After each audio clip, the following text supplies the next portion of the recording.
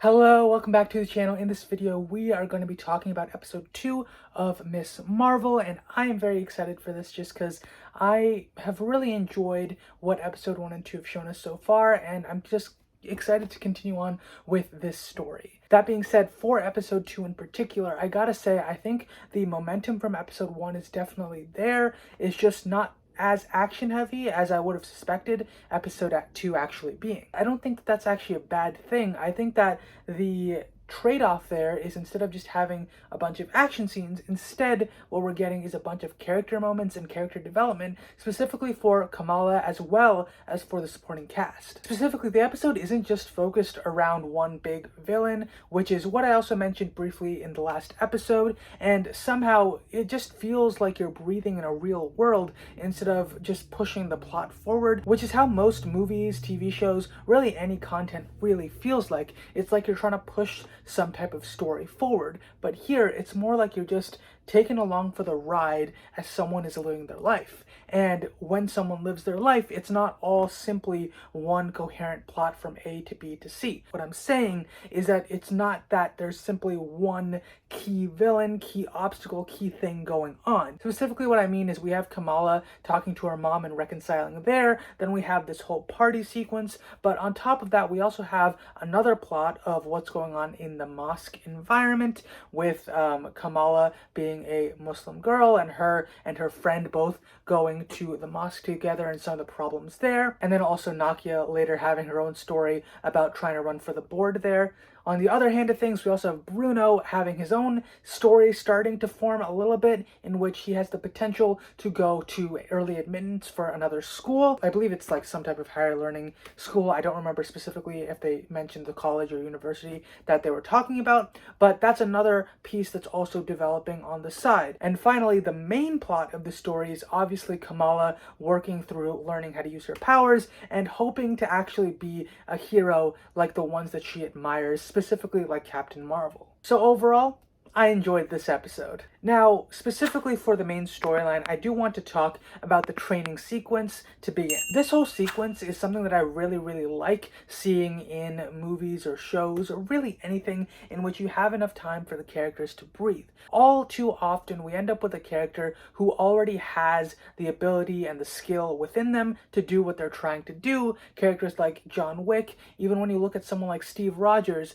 as soon as he gets his serum, he is able to race into action. I mean, this is what we have seen time and time again in so many different stories, but it is a lot harder to have a character come from, say, not being particularly skilled in something and then developing that skill over time. At the very least, I haven't seen that as much as a Marvel fan in those types of mediums, and so I'm excited to see more of this, like what we see here with Kamala, as well as what we have seen with in the Falcon and the Winter Soldier, with the rise of Falcon becoming Captain America. In regards to the actual training, it's very cool to see how Kamala falls, she trips, she messes up, she loses balance, things like that. It really just goes to show that we're going to have a clear payoff towards the latter half of this series. Also, the last thing I wanted to mention in regards to the training was the nod to Nat and Clint having their scene on Vormir, and here we have a very similar scene in which Bruno is holding Kamala by the arm and she just says to let her go, and then it's just like a very small drop, and so she's essentially fine. I just found that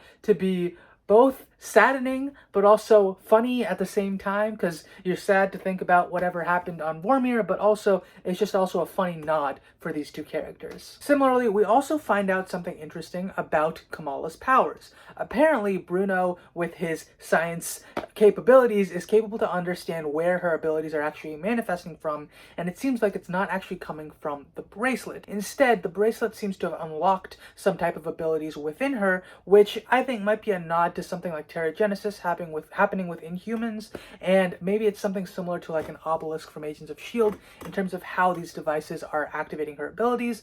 Not certain on that, but that's my go-to theory for now. Also, this does change my question from last week in regards to whether or not someone can just steal the bracelet and use her powers at that point. Is she completely dependent on her bangle? And the fact is, she isn't. Instead, she is fully capable of using her abilities, or at the very least, she requires the bangle to use them, but no one else will get them after stealing the bangle from her. My question here is that always going to be something that she's going to have to rely on, or is she able to then unlock her abilities later on without the bangle on? More specifically on her powers, I gotta say, it's very interesting that they're tying this to her family lineage with how I believe her grandmother or great-grandmother had the bangle or some abilities relating to what we're seeing that Kamala is portraying, specifically with the following of the stars that one of her ancestors had done in order to get a hold of her father after being separated during the separation of Pakistan and India.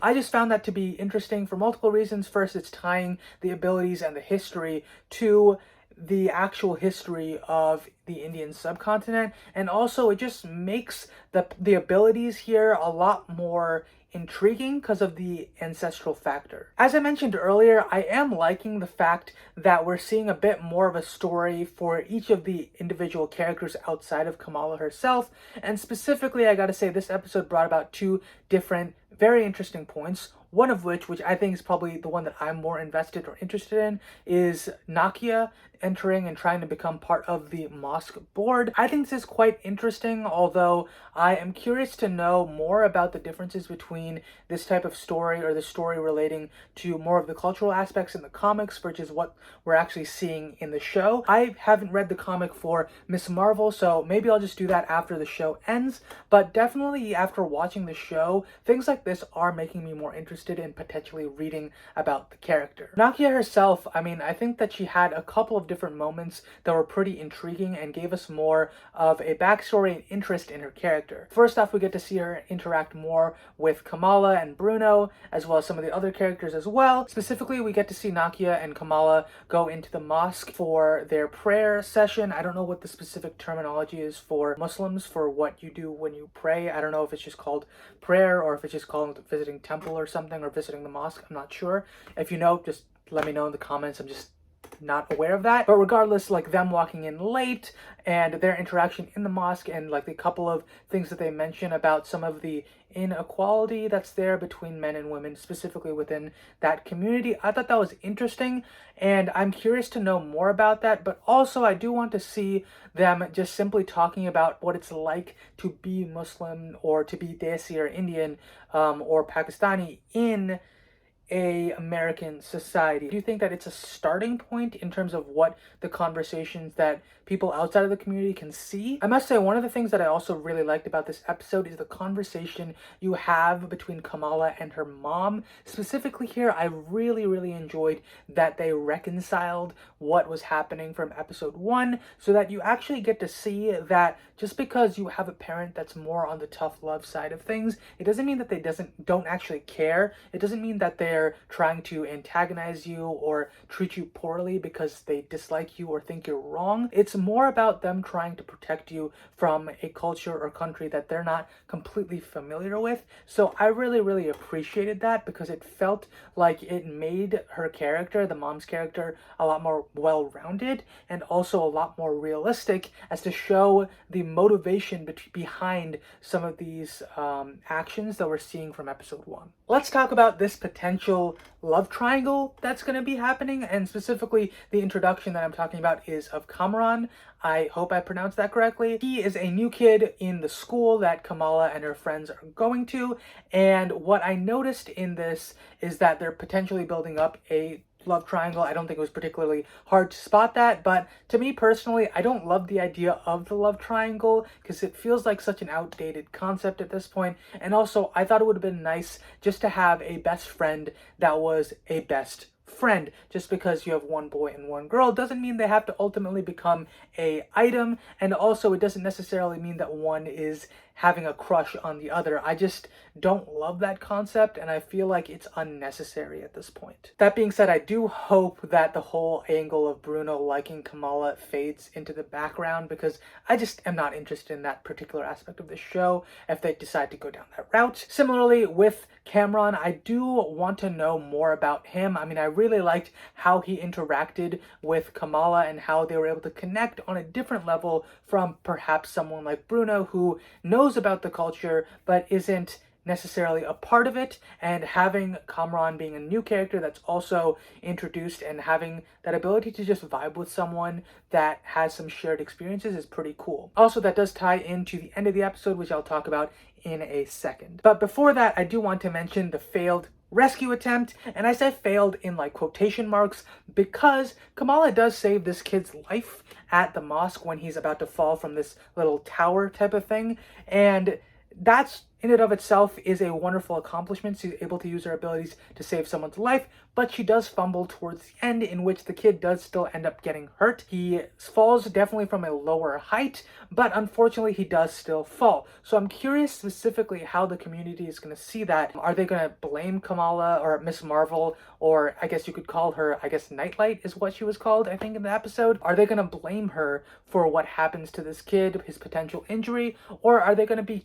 thankful that he didn't die from this fall and that someone was able to at least try to help him in that situation while everyone else was just seemingly watching from the bottom? So obviously right after this we get Damage Control walking in and chasing after Kamala.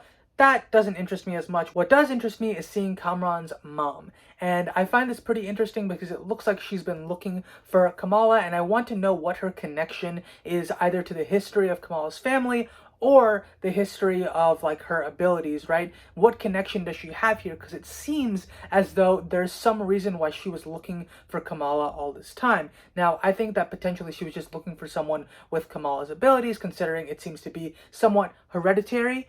But beyond that, what we're going to have to wait and see on is the specifics of that potential relationship and what her actual purpose is in the situation. I'm curious to know if she's going to be an antagonistic character in the show or if she's actually just there to help. We'll just have to wait and see on that. I'm curious to know more. That being said, I once again really loved this episode. I think that it was a little slower in terms of the pacing from the previous episode, but I don't think that was necessarily a bad thing because the focus this time around was solely on the characters and their development and falling in love with them more, and I think the episode does that. Let me know your thoughts on the video in the comments below. Also, what did you think of the actual episode? If you liked the video, please like the video and subscribe for more videos from me on this channel. Thank you so much for watching, and I hope you have a wonderful day.